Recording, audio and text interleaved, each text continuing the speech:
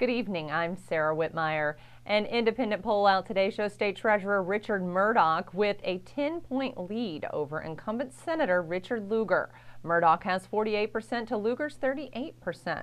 In the last poll, which was taken in late March, Lugar was up by 7 points. His campaign released a statement today saying it still considers the race a dead heat.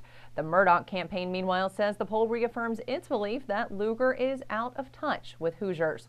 The Halley Politics DePaul University poll is based on 700 likely voters with a margin of error of 3.7%.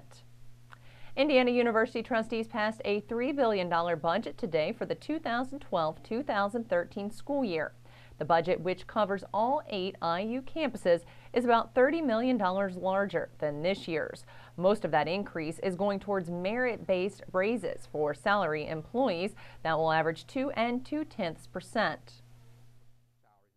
So it's up to the leadership within each operating group to determine the raises based on performance and a variety of factors.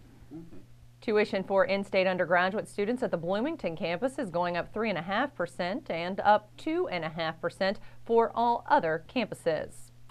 Construction is beginning this month on a senior housing and retail development on Bloomington's south side. As WTIU's Gretchen Frazee reports, the city is working with the developer in hopes the project will bring in additional tax revenue.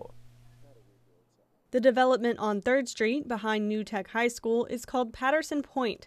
It will include 3 phases, a senior housing complex, a more traditional apartment building, and retail space that will have apartments above the stores.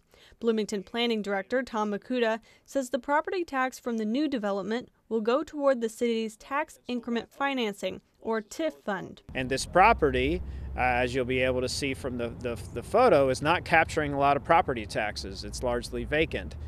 So the idea was to bring in some development, add some property tax revenue to the TIF that we can then put into more infrastructure to serve both the development as well as the citizens of Bloomington.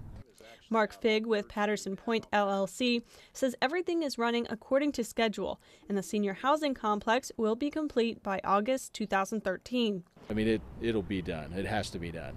I mean, we're going to be pre-leasing, and these are affordable seniors, targeted. I mean, that it is a seniors housing residence, so they, when we promise them a place to live, they have to have it.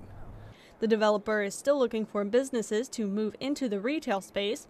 Figg says they hope to fill most of the spaces with local businesses. For WTIU News, I'm Gretchen Frazee. Taking a look at our weather forecast now, thunderstorms tonight with low in the mid-60s, then tomorrow partly cloudy, highs in the mid-80s.